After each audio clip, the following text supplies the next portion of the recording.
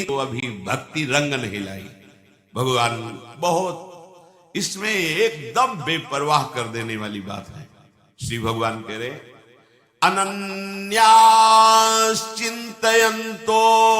मां ये जनाः पर्युपासते तेषां नित्याभियुक्तानां योगक्षेमं वहाम्यहम्। हर वैरागी का जीवन, हर अनुरागी का जीवन ये श्लोक होता है। अगर ये श्लोक नहीं तो तुम्हारे प्रश्नवाचक चिन्ह लग जाएगा भक्ति में, वैराग्य में, अनुराग में। ये श्लोक हर उपासक का जीवन है। भगवान कृपा करके दो मार्ग बताए हैं, एक प्रवृत्ति मार्ग, एक निवृत्ति मार्ग। निवृत्ति मार्ग उपासक का केवल पोषण हरि गुरु से होना चाहिए, केवल हरि गुरु से बस। अगर हरि गुरु के सिवा निवृत्ति मार्ग का पोषण कहीं, जैसे बोले भिक्षावृत्ति से तो गुरु आज्ञा है ना, आचार्य आज्ञा है, वो अपने गुरु की आज्ञा से जीता है। निवृत्ति परक जो उपासना है उसमें अपने जीने के लिए व्यापार करना, अपने सुख सुविधाओं को पाने के लिए प्रयास करना, या किसी पारिवारिक संपत्ति पर अपना अधिकार जनाना, या परिवार का किसी तरह से सहयोग लेकर जीवन व्यतीत करना, ये निंदनीय है, निंदनीय है। एकमात्र हरि गुरु का आश्रय लेकर इस मार्ग में, अन्य भरोसा, अन्य आश्रय बिल्कुल नहीं। श्री पूज्य रघुनाथ दास गोस्वामी जी महाराज राधा कुंड में जो आज भी विराजमान है, अव्यक्त मूर्ति, बड़ी महिमा है। जब घर से भागे प्रेमावतार महाप्रभु चैतन्य देव के दर्शन के लिए नीलांचल जगन्नाथपुरी में गए, पिता ऐश्वर्य संपन्न थे। जब सुना कि विरक्त भाव से वहां महाप्रभु के चरणों का आश्रय लेकर रह रहे, तो अपने यहां से कई सेवक, रसोईया, धन, भोग सामग्री सब, मेरा लाडला पुत्र भजन करेगा, अब वो वापस तो आएगा नहीं। हर महीने करोड़ों की संपत्ति भेजेंगे, उसको पवाओ और संतों को पवाओ, वो जैसी आज्ञा करे वैसी उसकी सेवा करो, मेरा पुत्र है, सब सुविधाएं भेज दें। 2-4 दिन तो भोग बना, महाप्रभु भी पाए, अन्य जन पाए। वैराग्य प्रवृत्ति असहनशील हो गई। नहीं, मैं पिता के द्वारा दिए हुए इस सुविधा को स्वीकार नहीं करूंगा। महाप्रभु ने कुछ नहीं कहा, ये प्रवृत्ति है, वैराग्य की प्रवृत्ति है। तत्काल रसोईया जितनी भी सुविधाएं उनका तुरंत वापस चले जाइए, और आज के बाद कभी वहां से कोई सुविधा मत लाना। और वो महापुरुष जगन्नाथ जी के दरबार में खड़े होकर सिंहपौर पर जैसे सब भिक्षुक ऐसे खड़े हो जाते, जो मिलता उससे। सामर्थ्य कितनी, राजा महाराजाओं जैसा ऐश्वर्य है, भेजा पिता ने, नहीं फेंका। अगर हम निवृत्ति मार्ग के उपासक हैं और कहीं कोई व्यापार, कहीं कोई कुछ, किसी भी तरह का हम प्रयास करते हैं अपने जीने का, वो कलंक है, वो निंदनीय है। आप निवृत्ति मार्ग नहीं है, आप नाटक कर रहे हैं निवृत्ति मार्ग का। लेकिन आप निवृत्ति मार्ग में ये श्लोक जीवन का थर्मामीटर है। केवल केवल अनन्यश्चिन्तयन्तो माम, बस तुम्हारा एक कर्तव्य है, एकमात्र श्री भगवान के भरोसे होकर महलों में रखे चाहे झोपड़ी में वास दें, भूखे रखे चाहे जैसे रखे, उनके ऊपर पूरा का पूरा भार एकमात्र, दूसरा कोई सहयोग नहीं। ऐसे करना तो केवल भिक्षान्न के लिए आदेश है, बस। अब वो दुशाला पहनावे या वो दिगंबर रखें, ये उनकी बात है। अपने ऐसे अगर कर दिए तो मंगवे भलो न बाप सो जो प्रभु राखे टेक। प्रभु का भरोसा करने वाले निवृत्ति मार्ग के उपासक होकर ऐसे करते हो, तुम्हें लाज नहीं आती? कहा वह मुआर दासा करे नरन के आशा, तो कहां रहा विश्वासा? कहां विश्वास तुम्हारा? इसीलिए कहा विवेक से भी बढ़कर विश्वास की क्षमता है। अनन्यश्चिंतयन्तु, एकमात्र। और इस प्रकृति की एक रचना है, तुम्हें बताएं, तुम जैसे जीने का निश्चय करोगे वैसे ही तुम्हारे को जीने को मिलेगा। तुमने सोच रखा है कि वृंदावन वास ऐसे थोड़ी हो जाएगा, बाहर जाकर व्यवस्था करनी पड़ेगी, तो आपको करनी पड़ेगी। भाई ऐसे वृंदावन तो रुपया होना चाहिए, व्यवस्था होनी चाहिए, तो आपको घर परिवार से लेना पड़ेगा। कहीं ऐसा ना हो कि हमें कहीं बाहर चले जाए मर जाए, आपको बाहर जाना पड़ेगा। ये कल्पतरु है, मर चाहे जाऊं कभी किसी के आगे हाथ नहीं पसारूंगा, पूर्व शरीर संबंधियों से कभी किसी तरह का सहयोग नहीं लूंगा, एकमात्र वृंदावनेश्वरी के आश्रित रहूंगा। अब मैं अपने प्राणों को समर्पित करता हूं, आज से कोई परवाह नहीं।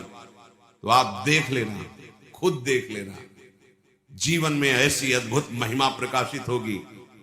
बस हम लोग धोखे में फंस जाते हैं। कुछ तो करना पड़ेगा ना, करो। भगवान कहे तो रहे करो। अनन्यश्चिंतयन्तो माम, ये करो, और कोई चिंतन नहीं, केवल अपने आराध्य देव का। आगे वचन दे रहे हैं भगवान, कभी स्वप्न में भी असत्य नहीं बोले। भगवान सत्य स्वरूप हैं। अगर सत्य जीवन में उतारना है तो भगवद वाक्यों को मान करके बेपरवाह होना सीखो। कह रहे योगक्षेमम वहाम्यहम, योग क्षेम का मैं वहन करूंगा। तुम्हारा एक कर्तव्य है, ए जना पर्युपासते, केवल तुम मेरी उपासना में जो लगे हुए हो, उपासना का स्वरूप है मेरा अनन्य चिंतन, अन्य नहीं, अनन्य चिंतन। क्या अनन्य चिंतन करना है? जो गुरु ने तुम्हें दिया है। पक्की बात सुन, कबीर साहब जी बड़े महापुरुष हैं। वो कह रहे हैं गुरुदेव के भेद को जीव जाने नहीं, जीव तो आपनी बुद्धि ठाने। गुरुदेव तो जीव को काढ़ी भव सिंधु से, फेरी ले सुख के सिंधु आने। बंदी की दृष्टि सब फेरी अंतर करें, घट का पाट गुरुदेव खोलें। कहें कबीर नर देख भव सिंधु में, गुरुदेव समान कोई नाही तोले। गुरुदेव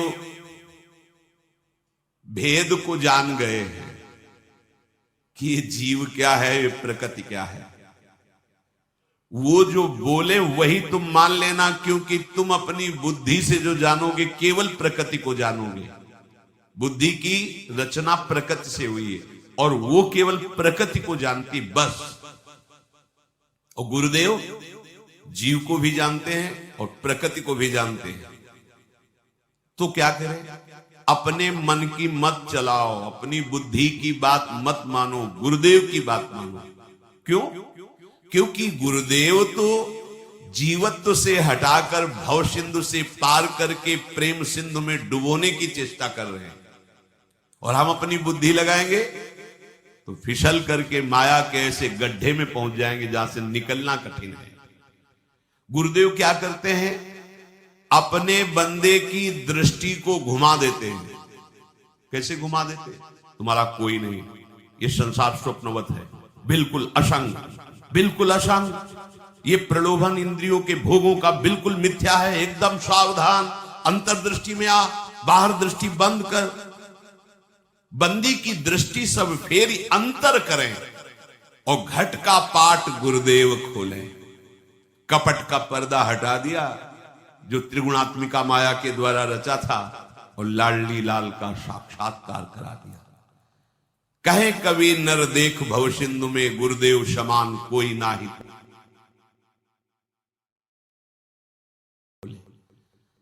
गुरुदेव के समान अगर तराजू रख के देखा जाए तो कोई नहीं है अपना हितैषी, क्योंकि भव सिंधु में डुबोने वाले तो करोड़ों मिलेंगे, लेकिन भव सिंधु से पार करने वाले एकमात्र गुरुदेव है।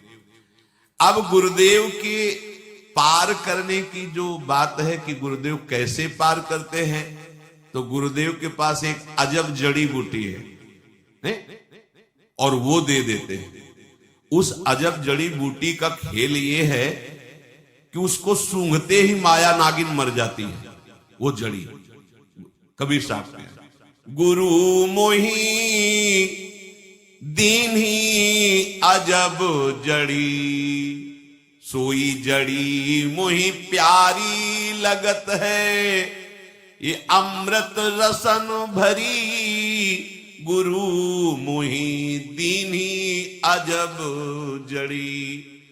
काया नगर अजबी कु बंगला, तामे गुप्त धरी, पांचों नाग पचीसो नागिन, सूंघत तुरत मरी, गुरु मोही दीन्ही अजब जड़ी। या कारे ने सब जग खायो, पर ये सतगुरु देख डरी, कहे कबीर सुनो भाई साधो, ले परिवार तरी, गुरु मोही दीन्ही अजब जड़ी। गुरुदेव ने मुझे अद्भुत जड़ी दी, क्या? नाम। नाम गुरुदेव ने जड़ी दी है। नाम, नाम से ही विशुद्ध ज्ञान, विशुद्ध वैराग्य, विशुद्ध भक्ति का जागरण होता है। नाम, नाम सदस्य, केवल नाम, अद्भुत जड़ी। नाम के समान इस त्रिभुवन में कोई ना साधन है और ना कोई साध्य है। आपको हृदय की बात बताएं, पहले नाम लगता साधन है, पहले लगता नाम जप कर हम भगवान को प्राप्त करें, साधन लगता। फिर एक ऐसी स्थिति आती है कि नाम साध्य बन जाता है, साधन शब्द हट जाता है। प्रभु मिले ना मिले, गति बने ना बने, कुछ इसकी परवाह नहीं रहती, पर नाम नहीं छूट सकता। किशोरी जू से भी प्यारा किशोरी जू का राधा नाम लगता है, लालजू से भी प्यारा लालजू का नाम लगता है। मतलब कैसे तुम्हें बताएं, बस हृदय की ऐसी कुछ गति हो जाती है, नहीं चाहिए, कुछ नहीं चाहिए, कुछ नहीं, मतलब कुछ नहीं, बस ये जो नाम चल रहा है ये कभी बंद ना हो, ये सतत चलता रहे। हे मेरे प्राणाराध्य, कुछ नहीं चाहिए, भले नरक में रखना, पर ये नाम जो चल रहा है ये कभी, अब इसको आप प्रवचन मत समझना, जीवन की बात हम अपनी कह रहे हैं। हमारे हृदय में था, नाम एक साधन है जिसका साधन करके हम निर्विकार होकर साध्य स्वरूप परमात्मा को प्राप्त होते हैं, ऐसा शास्त्रों में भी वर्णन है और वही धारणा बनाएगी। लेकिन बाद में जब नाम का